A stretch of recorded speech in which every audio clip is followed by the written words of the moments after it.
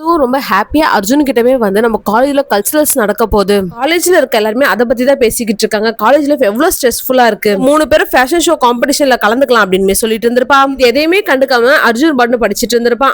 மதுவும் காலேஜ் லைஃப்ல ஏதாவது ஃபன் வேணும்ல, அர்ஜுன் வா அர்ஜுன் அப்படின்னு சொல்லி கூப்பிட்டு இருந்திருப்பா. அர்ஜுனும் வரலன்னு சொல்லிட்டு இருந்திருப்பான். அப்ப வினோத்தை வாங்கி ட்ரை பண்ணலாம் அப்படின்னு சொல்லி பேசிட்டு இப்ப அதுகிட்ட அன்னைக்கு அர்ஜுனுக்கு பிடிச்ச மாதிரி ஒரு சாரி கட்டினால அந்த ட்ரெஸ் போட்டுக்கோ அப்படின்னு சொல்லி பேசிக்கிட்டு இருந்திருப்பான். அர்ஜுன் கிட்ட வா அர்ஜுன் சொல்லி கூப்பிட்டு இருந்திருப்பா. அப்ப அர்ஜுனா நான் இங்க ஃபன் பண்றதுக்காக வரல, படிக்கிறதுக்கு தான் வந்திருக்கேன் அப்படின்னு சொல்லிட்டு அவன் எப்பயும் மாதிரி பேசிட்டு இருந்திருப்பான். இப்ப அர்ஜுனோட வாயுமே மூடிட்டு தயவு செஞ்சு அர்ஜுன் திரும்ப ஆரம்பிக்காத வா அப்படின்னு சொல்லி கூப்பிட்டு இருந்திருப்பான். அர்ஜுனா நான் சொல்றது உனக்கு புரியுதா இல்ல, ஃபேஷன் ஷோல என்ன பண்ணணும்னு கூட எனக்கு தெரியாது அப்படின்றதுமே சொல்லி இருந்திருப்பான். வினோதம் என்னஜி ஒரு 1000 பேருக்கு மட்டும் ஒரு நல்ல ட்ரெஸ் போட்டு நடந்துட்டு வரணும் அவ்வளவுதான வாங்கஜி அப்படின்னு சொல்லி கூப்பிட்டு இருந்திருப்பான். அதுவும் காஸ்டியூம்ல நான் பாத்துக்கிறேன் நீங்க வந்தா மட்டும் போதும் அப்படின்னு சொல்லி கூப்பிட்டு இருந்திருப்பா. அதனால இப்ப அர்ஜுனுமே சரி வரேன் அப்படின்னு சொல்லி இருந்திருப்பான். அதே காலேஜ்ல ஸ்டாஃபா இருக்க அர்ஜுனோட ஃப்ரெண்ட் விக்ருதியும் அர்ஜுனை கூப்பிட்டு ஸ்டடிஸ் எல்லாம் எப்படி போகுது அப்படின்றதுமே கேட்டுட்டு இருந்திருப்பான். அர்ஜுனும் அது எல்லாமே நல்லதா போய்கிட்டு இருக்கு, இப்ப நடந்த யூனிட் டெஸ்ட்ல நான் நல்ல மார்க் தான் எடுத்திருக்கேன் அப்படின்னு சொல்லிட்டு இருந்திருப்பான். அப்ப விக்ருதியும் போர்ட்ல இருந்து ஒரு ஆர்டர் பாஸ் ஆயிருக்கு, டிராப் அவுட் ஆன ஸ்டூடெண்ட்ஸ் 5 வருஷத்துக்குள்ள அந்த டிகிரியை முடிக்கலாம், அதுக்கப்புறம் அவங்களால படிக்க முடியாதாம். இப்படி கணக்கு போட்டு பாக்குறப்ப இதான் அர்ஜுன் உனக்கு ஃபைனல் ட்ரையா இருக்கும், நீ ஃபோக்கஸ்டா படிச்சா மட்டும் தான் டிகிரி கம்ப்ளீட் பண்ண முடியும், சோ டைவர்ட் ஆகாத, நானும் கொஞ்ச நாளா பாத்துட்டு தான் இருக்கேன் அப்படின்றதுமே சொல்லி இருந்திருப்பான். அப்ப அர்ஜுனா மதுவை பத்தி பேசுறியா அப்படின்றதுமே கேட்டு இருந்திருப்பான். பர்சனல் லைஃப் வச்சு எந்த கொஸ்டினும் பண்ணல அர்ஜுன், மேலக்கு கன்சர்ன்ல தான் சொன்ன அப்படின்றதுமே சொல்லி இருந்திருப்பான். எனக்கு ஜஸ்ட் ஃப்ரெண்ட் மட்டும் தான், நான் எல்லா சப்ஜெக்டும் நான் கிளியர் பண்ணிட்டேன், எதுவும் வரி பண்ணிக்காத அப்படின்னு சொல்லிட்டு அவங்க 2 பேரும் அங்க வந்து போயிட்டு இருப்பாங்க.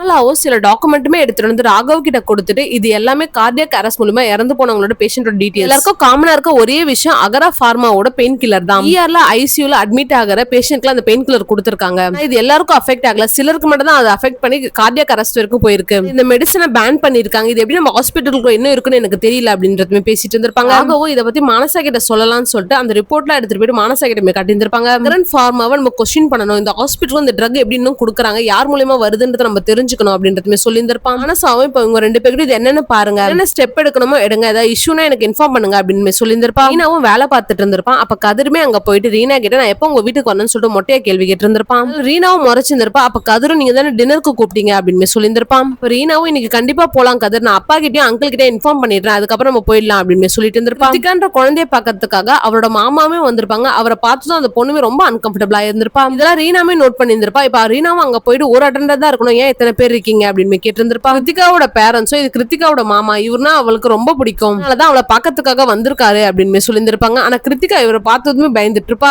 எல்லா அட்டெண்டரையும் வெளியே வெயிட் பண்ண சொல்லிட்டு இப்ப விஜய் பாக்கிறதுக்காக போயிருந்திருப்பா.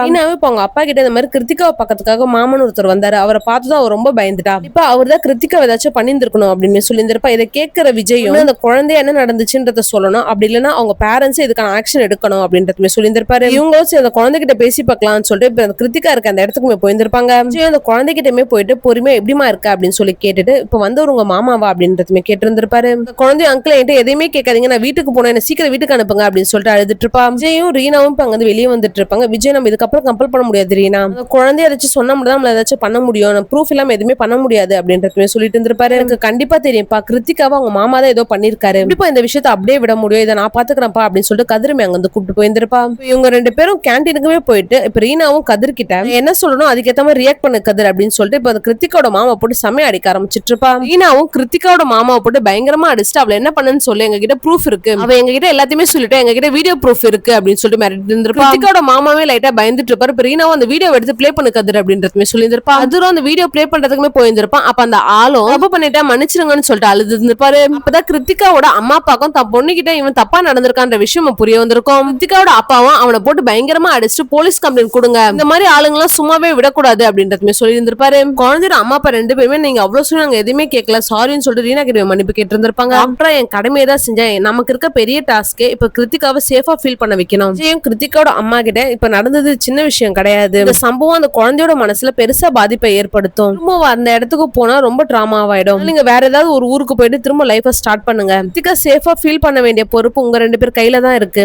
எல்லா குழந்தைக்கும் அவங்க அம்மா அப்பா கூட இருக்கிற பாக்கியம் கிடைக்காது, கிருத்திகாக்கு அவங்க அம்மா அப்பாவை நீங்க 2 பேருமே இருக்கீங்க, 2 பேரும் சேர்ந்துதான் அவளை அந்த டிராமால இருந்து வெளியே கூட்டு வரணும் அப்படின்னு சொல்லியிருந்திருப்பா. இப்ப அங்க வந்து அவங்க அம்மா அப்பா 2 பேருமே ஹக் பண்ணி பயங்கரமா அழுதுட்டு இருந்திருப்பா. ரீனா கிட்டமே போயிட்டு ரீனாவோட கணத்துல மொத்தம் கொடுத்துட்டு தேங்க்ஸ் கான் சொல்லியிருந்திருப்பா. ரீனாவும் உனக்கு ஏதாச்சும் ஷேர் பண்ணணும்னு தோணுதுல பயமா இருந்துச்சுன்னா இந்த நம்பருக்கு கால் பண்ணு அப்படின்னு சொல்லிட்டு அவளோட நம்பருமே அந்த குழந்தையோட கையிலுமே எழுதி இருந்திருப்பா.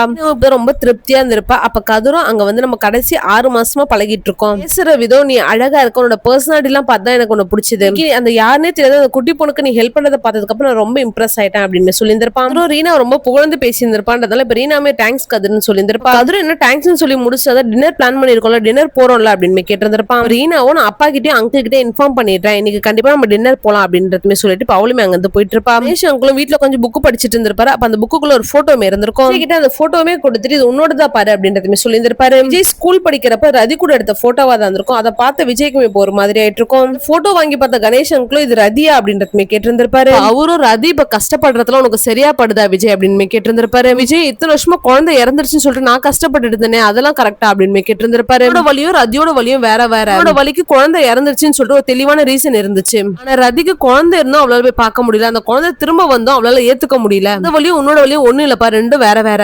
ரீனா அவங்க அம்மாவை தேடி அங்க வந்தா, அப்ப ரீனாக்கு அவங்க அம்மா தேவைப்பட்டா, அவங்க அம்மாக்கு ரீனா தேவைப்படுறா. எல்லாமே இப்ப ரிவர்ஸ் ஆயிடுச்சு அப்படின்னு சொல்லிட்டு இவங்க 2 பேரும் பேசிட்டு இருந்திருப்பாங்க. அப்ப கீழ இருந்து ரீனாவை கூப்பிட்டு இருந்திருப்பா. விஜயும் கணேஷ் சார் கிட்ட நீங்க போங்க சார் நான் வரேன் அப்படின்னு சொல்லிட்டு விஜய் கொஞ்சம் யோசிச்சுட்டு இருந்திருப்பாரு.